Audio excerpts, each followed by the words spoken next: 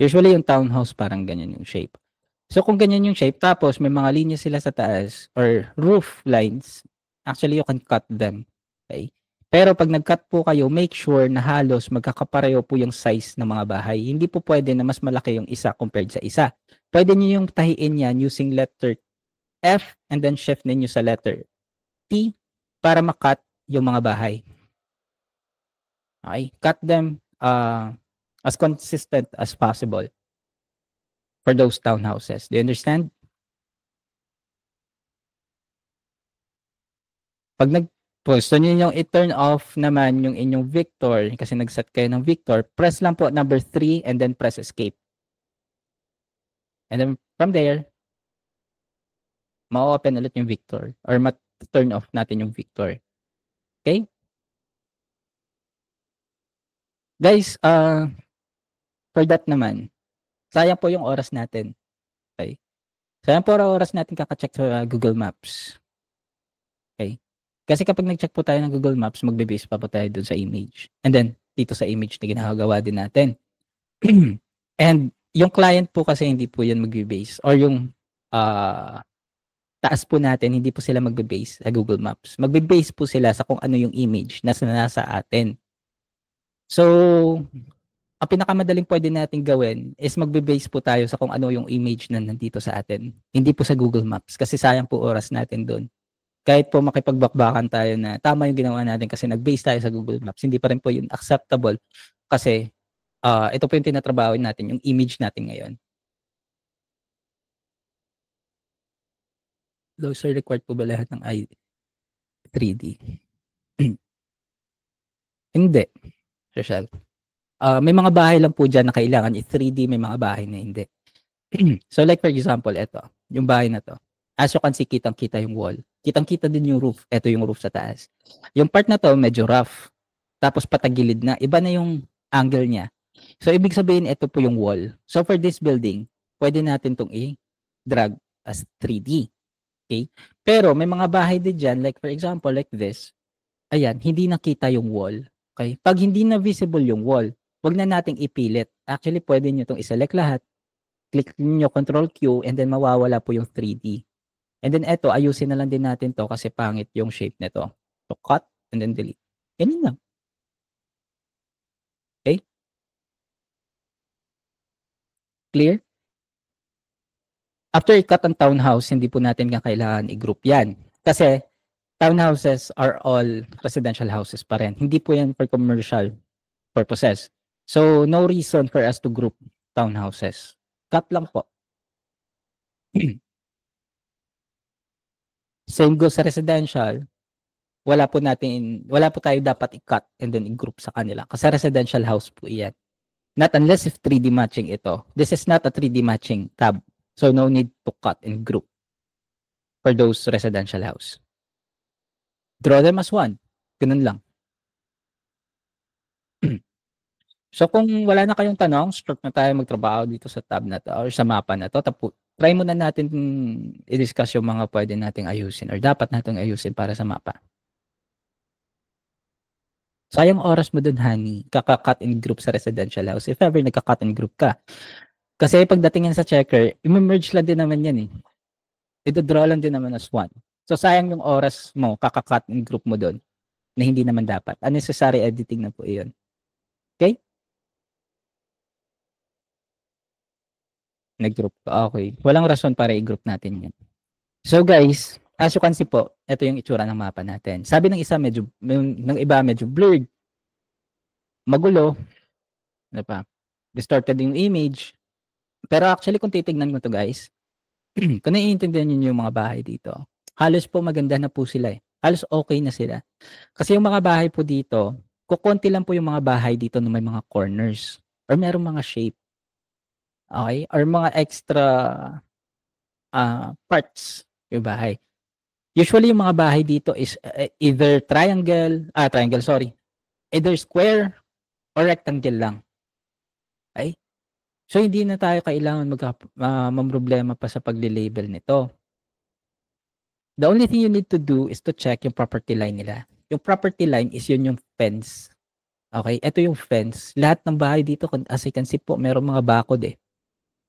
Not unless if parang ganito, parang nasa rural area na walang bakod. Pero kapag dito, mga residential areas, as you can see po, meron po silang bakod. Ito po, isang property yan or isang lote. This one as well, isang lote yan. Ito, magkadikit-dikit ito. Pero kung titignan niyo yung fence nila, isang lote to, isa to, and then ito din. So, 4 na lote yan. So, ibig sabihin kung 4 na lote, ilang bahay yung nandyan? 'Di ba 4 din? Mas blur pa yung nakuha mo, Daniela? Wait lang check ko kung nandyan pa yung tab. Pwede kong hiramin ba yung ID mo? Andyan pa rin naman yung tab. Pwede kong hiramin yung ID mo, Daniela. Lagay mo lang dito yung ID lang. Ako na bahala sa password. Kung nandyan pa sa'yo. Okay guys, so balik tayo. Like I said, isang property line, usually isang bahay lang po yan. But in some cases, din, may mga bahay din dyan na kagaya nito, magkadikit-dikit.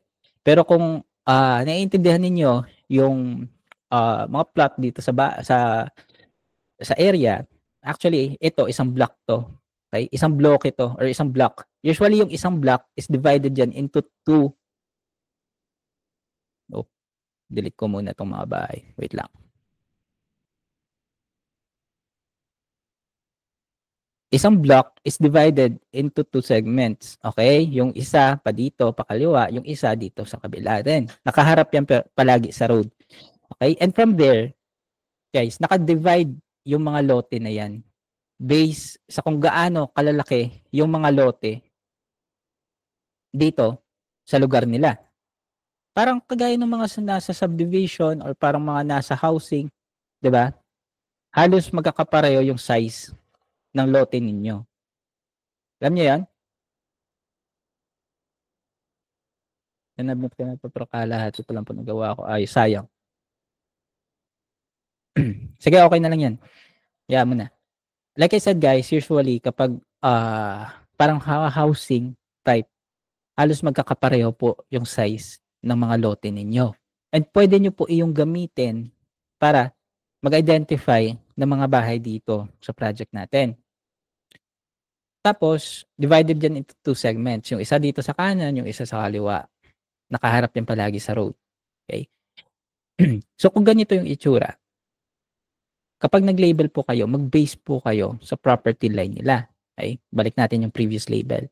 Kasi yung may mga label po dyan sa AI na magkakadikit-dikit or nakakat-cut ganito. Kung alam nyo po yung mga property line ng mga bahay dito, mas madali po kayong mag-identify na kailangan ninyong i-merge sa hindi. Like this one. Isang lote lang po ito. Kailangan nating i-merge yan. And at the same time, itong bahay na to na nasa likod, yung puti na to, backyard house, yan ang bahay na to. Isang lote lang sila. Okay? So, hindi yan isang bahay. Kasi yung iba, min-merge din to eh. Sayang oras nyo, ginagawa nilang as ganyan. Hindi po pa ganyan yan. Backyard house po ito ng bahay na to. Ito, para dito. So, dapat, yung sakto pag-label dyan is nakakat lang yan in between. Tapos ito, backyard house yan ng bahay na to. This one, ito yung part na to, part to ng bahay na to. So, dapat, tanggalin natin to, ayusin natin yung bahay na to. Ganyan ang magiging itsura niya. Ito ground. Ito ground din to. Backyard house. Yung part na to, delete natin yan kasi entrance yan sa bahay na to. Parang parking lot niya or something. Diba? So, dapat ganyan lang yung pagkaka-label nyo. Hindi naman ganun kahirap mag-identify kung alam niyo yung property line, di ba?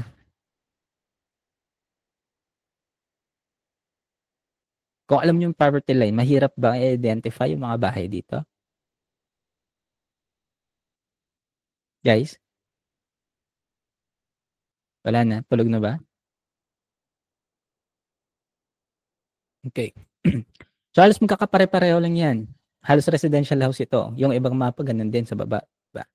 Kung alam niyo yung property line, at least, or kahit pa paano, mas madali po mag-label dito. Okay, gaya nito. Ito yung ginawa natin kaninang example for cutting. Actually, pwede nyo lang itong i-delete. Cut nyo to, move natin yung ground. Tanggalin natin yung ground dito sa gilid. And from there, okay na po yung bahay na yan. Kung naka 3D sila, na 3D sila ng system, pero wala silang wall, select, click Control Q para mawala yung 3D. And then tapos na po kayo dyan. Hindi nyo na kailangan problemahin pa yung mga maliliit na errors dyan or hindi kaya Yung magdadalawang isip pa kung part ba to ng bahay or not. Actually, this is a pavement sa likod ng bahay. Kaya puti yung kulay niya. Ito, kailangan nyo lang itong i-cut. And then, okay na yan. Ito naman, paslant yung pagkaka-label ni system. Pero pwede nyo itong i-move and then i-cut yung area na yan, naka 3D or na 3D ng system. Tanggalin muna natin lahat ng 3D. Ito, backyard house ito ng bahay na to. So, tatanggalin natin yung part na to which is supposedly ground. Cut natin na lang. Kakat na lang natin para mas madali. And then tanggalin. Small errors like this one or medyo baliko yung label, walang problema po dyan. Hindi po natin kailangan problemahin niya kasi hindi naman po kailangan masyadong naka-right angle. Okay? Kung mga maliliit lang din naman po yung tagilid na parts, okay lang yan. Passable lang yan. Huwag naman yung parang piatos yung shape niya. Okay? Ito, kailangan lang natin itong i-merge. Okay, ayaw nyo ma-merge. So, di-delete natin yung part na yun. Tanggalin yung 3D dito and then that's good enough. Ito din, kapag nakakita kasi yung iba ng ganito na itsura, magulo na para sa kanila. Actually guys, madali lang to eh. Ma-merge lang natin yan. Tanggalin na natin yung maliit na baliko doon. Delete ground. Delete. Delete. Ganyan lang po. Okay na po yan. Yung ito, yung part na to, that is passable pa rin. 5 pixel error allowance naman po tayo. Ito, yung bahay na to, actually guys, ito, lote na to, tatlo to. Okay? Isa, dalawa. Tatlong lote po ito. Kung tatlong lote yan, dalawang bahay lang to, kailangan yung hanapin kung alin yung dapat i-cut. So ito, yung part na to, kailangan natin tong i-cut. Kung naka 3D sila, na walang wall, select, click Control Q. Pero kung naka 3D naman, edi hayaan ninyong naka 3D, walang problema yan. Ito, ground, delete, delete. Tanggalin dito yung ground, cut, delete. Tanggalin yung 3D. Ito, tanggalin yung 3D. Ito, ayusin na natin. And as you can see people, hindi po ako masyadong nagde-delete and then redraw. And as you can see, almost edit ako. Kasi kaya naman i-edit eh, yung gawa ni AI. Ito, ground, delete. Wall, okay na po yan. Ito, naka-wall, okay na rin yan. Ito, nakaharap yung wall niya dito. So, hindi naman, ito yung kaninang sabi ko, hindi pwede na iba't iba yung kanilang angle ng mga 3D. So, most probably, yung wall nito is nandito. And then, okay na yan. Ito, merge lang natin. Ito, delete ground. Ito, merge na lang din natin to. Yan. Ito, nakat ng system. Pangit yung label. Edit lang. Merge. Move natin to. Tanggalin natin konti yung baliko na yan or paslant na label. Tanggalin din natin yung 3D. Kung walang wall. May missing part. Move lang natin to. Ito, hayaan na natin. Okay na yan. Ito, mga pavement lang po ito sa likod ng bahay. Usually kasi, or minsan kasi pinapasemento nila yung likod ng bahay nila kaya nagiging puti. So, ito po, hindi po ito part ng building. Di-delete po natin to kasi backyard po iyan na ground. Ito, may ground na kasama. Yan. Edit lang. Ayusin yung wall. Konting-konti. Ito, wasak yung label ni system. Edit lang natin. Delete yung ground. Ito, merge. And as you can see guys, hindi ganun kahirap mag-edit or gumawa, magtrabaho dito na walang rason para tumagal tayo ng sobra-sobra. Diba? Merge. Isa lang sila. May missing building pa pala tayo dito. Draw. And in that way, tapos na ako dito sa isang grid. Isang grid na yan. Yung naayos ko, isang box na yan. Diba? O konti na. Isa, dalawa, tatlo, apat, lima. Limang grid na lang yung kailangan kong ayusin. Mahirap ba? May tanong. Hindi tayo ganun ka-strict sa right angle. As long as maliit lang din naman, passable lang yan. Pero kapag masyado na malaki, edi syempre, ayusin natin. Huwag naman yung mukhang piatos.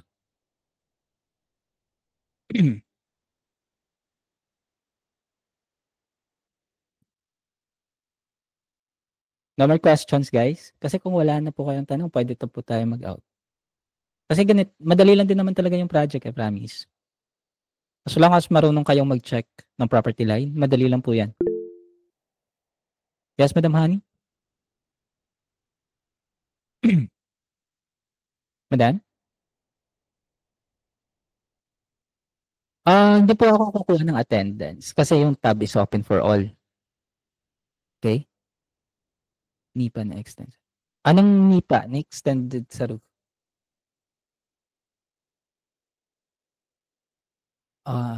Wala ka po kasi ako nakitang NIPA. Halos parang ano lang din naman to. Parang sementado naman.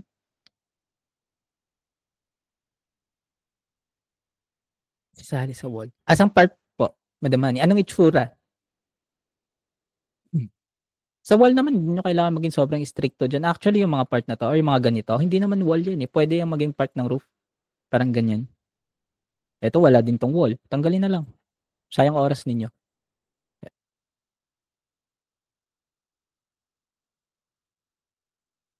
Ayaw. Actually, ground naman yung delete natin.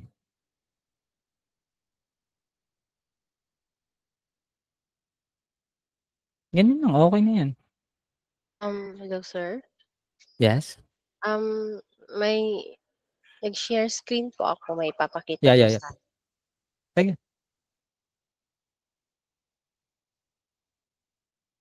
Alin po dyan? Ayan, part na yan. Ganito like I said po kanina, dapat po matuto tayo mag-identify ng property line. Diba? Kasi from there, kung alam natin kung paano mag-identify ng property line, malalaman natin kung alin yung bahay. Actually guys, dyan, sa mga nakakaintindi, ilan po yung bahay na nandyan kay Madam Honey? Meron pa po sa kaliwa eh. Tingin niya. 3. 3. Diba? 3 bahay yung nandyan. Yung ibang bahay po kasi gaya ng sabi natin, medyo blurred yung mapa natin. Okay, medyo blurred ang mapa natin na yung bahay na dyan or nandyan sa kaliwa mo na malapit sa road is medyo distorted. Pero kung titignan mo yung maigi, meron po siyang wall eh. Diba? May height siya. So, kailangan nating i-label yan as another roof. Okay? Isang roof pa po yan. Kasi yung nasa gitna, ibang bahay din po yan. Kasi kung titignan mo nyo yung property line ng mga bahay na dyan, Tama yan, Ma'am Han. magkakapareho lang po sila ng size. Ayan, okay na po yan. Hindi na kailangan problemahin. Yung problema nyo lang po is, ayan, yung bahay na yan, na-group ninyo. Right? Pag mo i-delete, i-ungroup mo lang yan eh. Select mo lang and then group. 5. Select. 5. And then select ulit. Madam Honey. Click Control Q para matanggal yung 3D kasi hindi naman dapat naka 3D. And then lastly, yung bahay na nasa kanan or upper right, isa pa, yan. May kasama pa po yung ground sa paligid. Click mo po. Huwag mo pong i-delete. Sayang oras natin kaka-delete and then balik. Tanggalin mo lang yung 3D. Select mo muna. Click Control Q. Select. Click Control Q. Click letter R para mag-turn off yung label. Kung titignan po natin, ibalik natin yung R na may label. May nasama po kayong ground sa label po ninyo, sa kanan. Or upper right. Yung pinaka nasa kanan, yan yung bahay na yan. May ground po kayong nasama. Tanggalin lang po natin yung ground. And then okay na po yan. Yung sa harap ng bahay mo, Ma'am Honey. Yan. Move lang. Yan, okay na yan. Sa kabilang corner pa niya. Yan, dyan. Doon, sa isang bahay doon. Yan. Oh. Hindi na dyan. Yan, yung part the way ground, i-move mo lang konti. Yung gilid niya. Yan po. Yung may item pa niya. Upper right, yan. I-move mo. Oy. Okay. Move mo lang yung part na yan. Atakin mo lang. Yan, okay na yun. Yan, goods na po yan. Ganyan lang. Guys, any more questions? Concerns? Sino ba may mga townhouse dyan? Pahiram ako ng ID para ano natin. Nana? Sir, last na lang talaga. Okay, sige. Ito pong dito sa Ano? taas. Ito Capture sa yan. taas. Ika-capture natin to, sir, no? Yes, kasi po tama po sa inyong grade po yan. Click na po muna lang lahat. Sige. At saka ito po, no? Sa gilid. Yes po. Kasi hindi pa naman po Hanggang umabot dito. sa and Focus ka lang. Hindi. Or dito lang. Sa akin mamaya, Ma'am Honey. Yan lang. Ang mo yan Yan lang. mamaya sa akin dito sa sa link natin. Sa kabila. Sige po, sorry po. Ah. Di, Okay. okay lang. No problema. So Then- boys, no more questions? Okay na po tayo. May tanong pa? Sa na-block. Tulog ka na, hindi, joke. Kunin ko yung site name mo pala, kilagay po dito. Bablock ulit. Ilagay niyo po yung site name niyo dito para ma-delete ko na yung account niyo. Para ma-unblock po kita.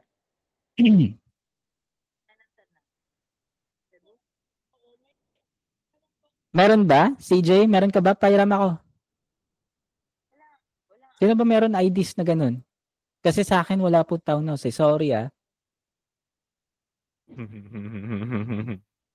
Sino ba may mga townhouse na ganun? Napasa na pala eh. Kapag guys, uulitin ko po, kapag meron pong townhouse tapos hindi visible yung kanyang roof, simply cut din po. Cut lang. As reasonable as possible. Wait lang, hanap ako screenshot. Last na lang to.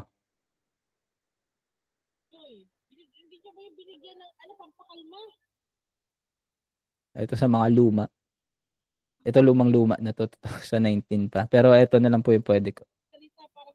Pwede kong example. Yan. Ito. Yan. As you can see po, townhouse po ito, di ba?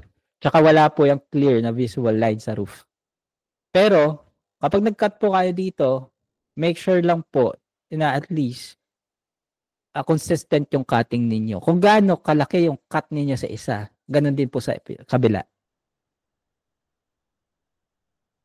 Make sure lang po na consistent yung cutting ninyo. Ganun lang kasimple. Wait lang. Meron pa parang merong example si Jinsei na sinend. Saglit ha. Opo, na-post po yung tab. Tinatapos lang po natin yung meeting na to. And then, may naayos lang ta tab. Kapag okay na, once na goods na, ibabalik natin. Ito, kay Jinsei. Isa din itong example ng parang townhouse na magkakadikit-dikit. Cut them correspondingly based sa property line nila or based sa ridges, sa roof ridge or sa linya sa roof. Kung wala naman po, kung wala talaga, totally zero talaga, wala silang linya sa roof, mag-base kayo sa kanila fence, kung merong fence. Kasi usually meron yung fence sa likod eh. Kung wala namang fence, kung wala talaga, as in flat lang talaga siya na square or rectangle, cut them reasonably kung meron. Okay? I think naka-record ito kasi parang may nagre-record eh. This call is being recorded. I think. Ayun. Andun pala sa Sardinia. So, okay na guys. No more questions. Kasi kung wala na talaga, end ko na to. Antayin natin na ma-reopen yung project para makapagtrabaho tayo lahat. Okay. So, ayun. Bye-bye.